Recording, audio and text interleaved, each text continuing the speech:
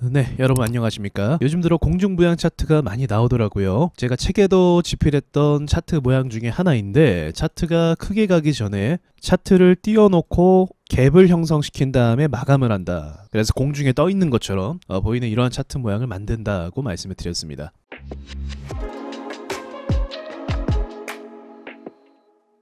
그래서 최근에 헤인, 그리고 에코캡, 그리고 휴림로봇 이 구간이죠. 네, 몇 개의 종목들이 이 공중부양 차트를 만든 다음에 시세를 추가적으로 내는 모양을 보여줬습니다. 자, 그럼 여기에 대해서 조금 더 제가 설명을 드려보도록 할게요.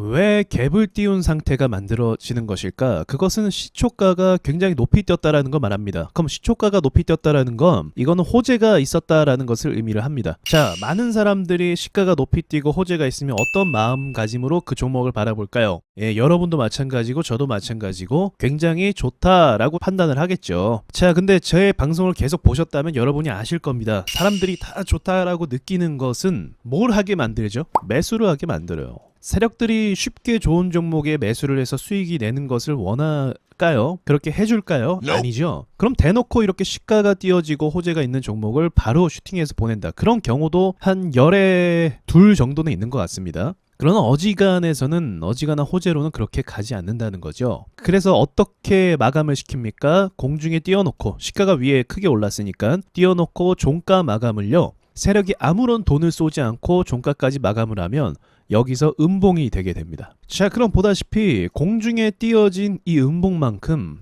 압박을 주는 것도 또 없습니다. 이거 매수하기가 어때요? 여러분 매수하고 싶습니까 이거?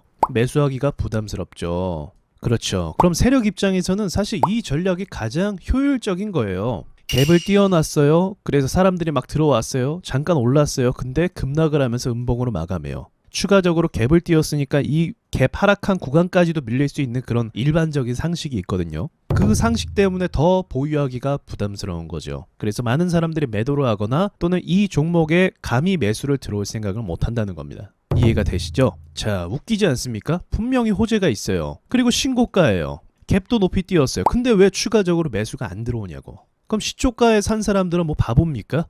시초가에 산 사람들이 그렇게 많으면 시작이 되고 나서 그 뒤에도 사야 될 거 아니에요. 그리고 올라야 될 거 아니에요. 근데 왜 그 사람들은 없고 시초가만 딱 띄우고 아무것도 안 하냐 이 말이죠. 그 이유가 의도적으로 그렇게 차트를 만든다라고 보시면 됩니다.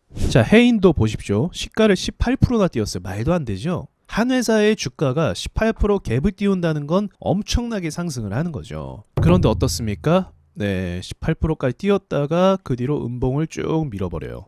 야, 어떻게 보면 이거 그렇게 말할 수 있죠. 야, 이거 상도덕이 너무 없다. 이렇게 생각할 수도 있죠. 그래서 압박을 주기 위한 차트다라고 생각하시면 되는 거고요. 자, 그런데 무조건 다 공중부양이라고 해서 차트가 다 오르지는 않죠. 여러분 최근에 또 공중부양 차트를 만들어낸 두 가지 차트가 있는데요. HK 이노엔입니다. 예, 원숭이 두창 하면서 뭐 상승을 했는데 이 종목도 보시면 공중부양 제대로 뛰었습니다. 그렇죠. 예, 호재가 있었고 시가를 띄웠고 그 다음에 음봉으로 역시 마감을 했어요. 거래대금도 엄청나게 터졌고요. 그런데 지금 못 가고 있어요. 상승을. 이거는 왜 그런 걸까요? 이것뿐만이 아니라 파밀셀도, 자, 파밀셀도 보시면 여기서 갭을 띄워서 공간을 만들었는데 그 뒤로 또 못 가고 있단 말입니다. 이런 건 왜 만들어지는 걸까요? 자, 제가 정답을 드리자면요, 저렇게 공중부양을 만들고 못 가는 이유는 앞에 매물대 때문에 그래요. 이 매물대에 지금 물린 사람들이 얼마나 많을까요? 이 밑에 거래량을 한번 보십시오. 이 거래량이 뭘까요? 다 여기서 사고 팔았고 물려 있다는 거예요. 그리고 쭉 아무런 거래가 안 나오지 않았습니까? 그러면 상승이 나오지 않았는데 여기 있는 사람들이 나가겠어요? 기다리고 있죠. 기다리고 있는 사람에게 갑자기 상승해서 호재가 붙었어요. 기대가 될까요? 안 될까요? 기대가 되죠. 그러면서 동시에 어떤 판단을 하고 싶을까요? 빨리 나가고 싶다. 이제 주식 더 이상 안 할래. 이렇게 생각하면서 여기서 나가고 싶은 생각이 많다는 거죠. HK 이노엔도 마찬가지입니다. 여러분 이 거래량 한번 보세요. 여기 상장할 때 많은 사람들이 물려 있어요. 근데 이 물려 있는 사람들이 답답해요. 지금 얼마나 시간을 보낸 겁니까? 근데 드디어 호재를 받아서 상승합니다. 여기 있는 사람들이 어떻게 할까요? 호재니까 일단 기대는 해봐요. 근데 음봉으로 끝났네? 그럼 기분이 나빠요. 이 회사가 희망과 가치가 없는 것처럼 느껴져요. 그래서 이런 위치에서는 어떻게 한다? 매도할 가능성이 높습니다.